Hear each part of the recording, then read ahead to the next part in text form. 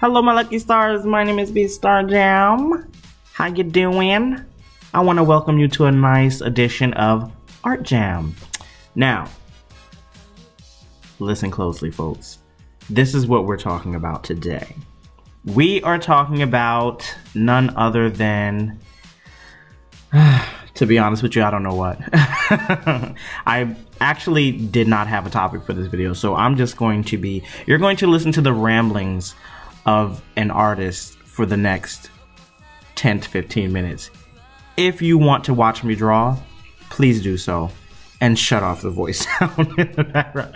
But no, I didn't really have a topic because I don't really like forcing subjects or issues whenever I do these things. I just mostly like to let it go with the flow. And I let it evolve from there. I'm on YouTube a lot these days. I need to be creating more instead of like watching YouTube. However, it's so engaging to watch other people's content instead of making my own.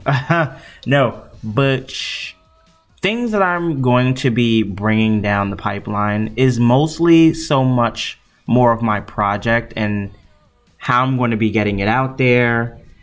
And listen to me. I literally have nothing to say. But what I will say is it's interesting watching everyone's growth on YouTube, especially within the last year. I have been catching myself up on a lot of comics knowledge. And, you know, for me to be in such a niche area of manga does not mean in any effect that I am out of the loop as it pertains to the American market or, you know, any other sector for that matter, you know, animation, all that kind of stuff. I try to educate myself in all areas because I like it. You know, it's great. I want to be in the know with these things because they interest me. They're very interesting. But what I'm drawing here in front of you is the cover to my doujinshi, as I so call it. You can call it my manga, whatever. I really love this cover, guys. Like, I have a front and back. The back is beautiful. You should actually go check out that video. I'll put a link to it up at the top. That video, oh my gosh, I just love to see how it evolves. You know how when you stare and you revel at your own artwork? That's kind of the kind of person I am. I love when I create a dope piece of artwork and I could just feel proud of it, you know, because you want to be able to connect with the things that you do and actually have an appreciation for it. So many times you hear artists always downplay themselves, and it's like, dude, boost yourself up. Even if you have a trash style, you better make it completely yours. Now, don't go looking for that outside of yourself, you know, because there are harsh critics out there in the art world. But yeah, as long as you like it and love it, so what? Who cares? And if you're getting jobs on it, who gives a shit, you know? But what I wanted to talk about in this video is more so gaining traction. I'm gonna jump around, I'm gonna bounce around from topic to topic, but gaining traction as an artist is kind of difficult. Not so much. What I've gleaned from watching tons and tons of videos on promotion and promoting yourself is that you have to make yourself a scarcity and you have to make yourself a hot commodity, and that comes through your skill and whatever you're peddling, you know? No one is going to like work that isn't highly sought after. So you kind of have to make yourself the kind of it factor. You have to do that on your own, you know? You have to kind of not wait for someone else to give you the stamp of approval to go forward. As I'm bouncing bouncing around from topic to topic. I will say this. I actually got a chance to send a message to Tsukasa Kotobuki, which is the manga artist for Akihabara Denogumi, or in the American title is known as Cyber Team in Akihabara. I had a very brief, short, very short exchange with him that was just so reaffirming, and it was so delightful that I was just, I loved it. I was like, wow, this is great. I got a chance to talk to a comic artist that I really revere and that I really like. You know, it was amazing to have that chance to speak with him on Twitter. Like, and you know, the thing is that you have access to a lot of people on Twitter. It's just, for me personally, I know I don't want to bother them. You know, I just want to send my message, get a little exchange really quickly and keep going. And if you don't, oh well, that's just a product of their schedule. You know, you can't dwell on it too much. But that's another thing I want to talk. So many times as artists, like, we get caught up on, oh well, I need my luminary to acknowledge me or my mentor to acknowledge me in order for me to, you know, move forward and all that kind of shit. It's like, not really, you know. Most of the times, not most of the time, sometimes if you do meet your idol, it's not gonna prove to be very well, because they're probably gonna disappoint you, because you have in your mind what it should be. You know, you have in your mind how the interaction is going to go, and if they fall short of that, then, you know, you're gonna be kind of upset. No, seriously, one thing I do wish I had was more artists, more manga artists to talk to. I mean, you can find them online, but they're not as accessible, you know? Next thing I actually wanted to talk about was actually being a part of a company versus, like, doing shit on your own. Of course, the trajectory of all indie artists today is doing it on your own. But, I mean, there's a lot of freedom, a lot of control on your end to promote, to design, to, you know, secure different things the way that you would like it to be done. I mean, but still, that's more of the industry that you have to learn yourself. It makes it easier when you have things like Indiegogo, so many direct to print on demand options and things like that. A creator can actually control their own business. They can actually, like it's some far-fetched thing. No, you can control your own business and direct your own kind of like comic market the way that you see fit, from promotion down to the fucking add-ons and everything. Anyways, I say that to say because I remember there was a point in time that I actually wanted to work for a company. 7 Seas, Yen Press, IDW, Tokyo Pop was #1 at the top. I remember I kept every season trying to make it in the rising stars of manga, but I could just never finish a whole goddamn manga for some reason. I was like, oh my god, I want to be in this book so bad. But it was so great to see. Man, it was great to see like all of the people that you used to follow on DeviantArt actually participate in stuff like that.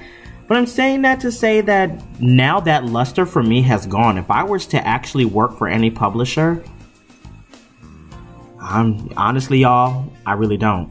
I really fucking don't. Like, I really don't want to work for a publisher or anything like that. Like, I'm actually cool with producing my own artwork. Actually, no, I'm lying. Nakayoshi, hit a bitch up. Kodansha, hit a bitch up. I don't even know what shoujo. I don't like the shoujo beat. I feel like that's some American thing that they made. It's a subsidiary of Shonen Jump, Viz, and all that kind of shit. I'm not interested in what do you call it, shoujo beat. But yes, Nakayoshi, Kodansha, hit me up. I'm ready to submit to your publication. No, but shit, what am I really? I don't even know where I'm going, y'all. I'm just rambling and rambling. Cause mostly I'm tired of the fatigue of working on this damn project. No, I want this to be a huge success. And I promise if you support me, I will give you, I don't know. I give you a like on your comment. I don't know what the hell I'm gonna do. This is mostly fatigue talking. Because I'm getting the work done. No, but I like watching a lot of comic artist YouTubers. I found Jim Lee's channel. I was like, oh my god, I never knew he had a channel. Noob on my part. But yeah, let me talk about the actual artwork that I'm doing right in front of me, since I'm like running out of topics and stuff and half sleep. I really like the fact that I can use, I don't want to disparage these markers. Okay, so I'm using Artist Loft / Studio 71 markers, and I have good things to say about them. I also have bad things to say about them.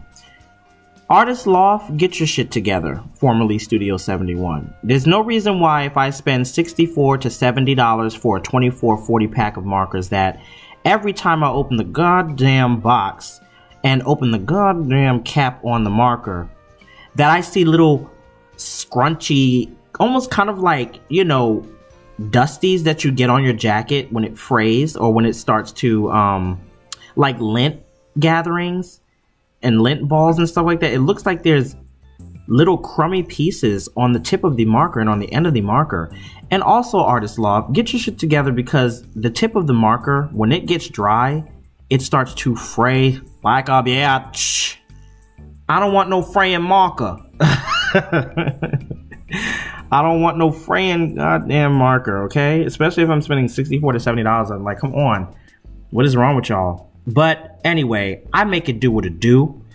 Because ain't nobody over here rolling with the thousands able to do Copics. I mean, let me tell you something. If I had my way, I would do Copics all day, all night. And y'all don't want me to do Copics because I would put half of y'all money out the business, all right?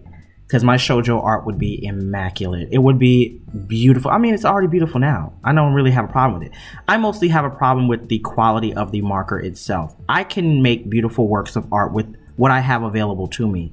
But if I were to have a product that held up, that's the thing. I don't have a problem with the I don't use, never mind, I'm not going to get into that, but I don't have a problem with the ink inside of the marker, except for some of them. Some of them are just downright deplorable. But I have a problem with the way that the product is made. I understand it's too expensive to get the kind of tips or the kind of brush nibs that stand the test of time, but y'all got to do something if y'all are going to try to be a competitor for a higher brand. I don't even know if that's what their goal is, but it seems like they're trying to by making a brush tip marker. But if the brush tip gets dry as turkey that's 10 days old, then I'm not going to be able to optimize the shit out of it. You know, like I can do some great things with Artist Loft markers, but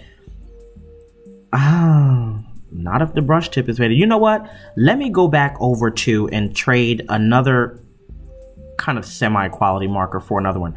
I remember there was a brush tip marker that everybody was using from Amazon. It was one of those Chinese brands that they use. It was by a Chinese brand.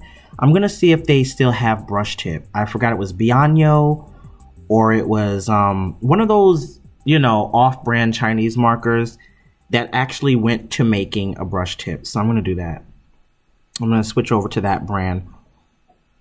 I just got to find $1,000 to give to them. No, I'm just kidding. No, I think for a pack of like a whole bag or box of like, I think maybe 80 or 72 markers, it's not that expensive. I think it's like 40 bucks, 60 bucks maybe. I have to go back on Amazon. I have not been back to check those markers since. But yeah.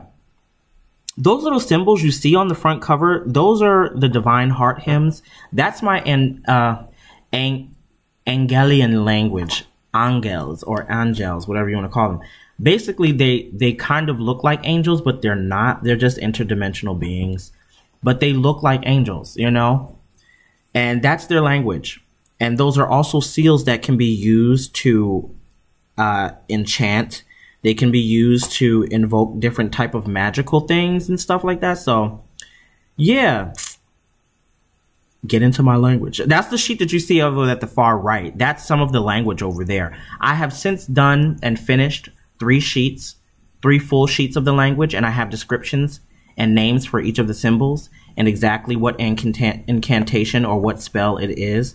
And you will see these in the manga too, because I pressed something.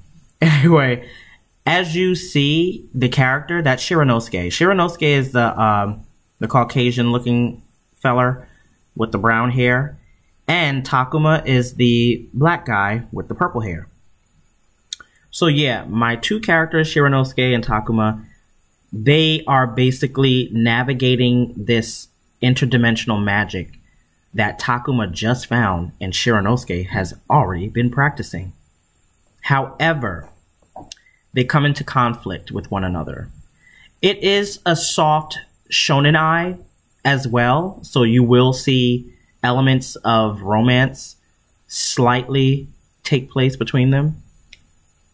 I don't apologize for that either.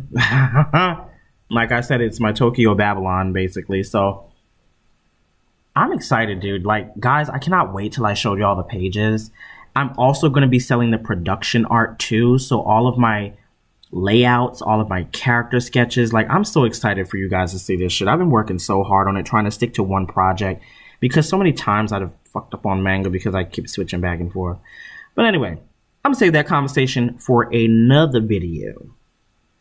Until next time, my friends, keep drawing, keep doing what you do, don't ever give up on your dreams, and slap the bitch who tries to make ya.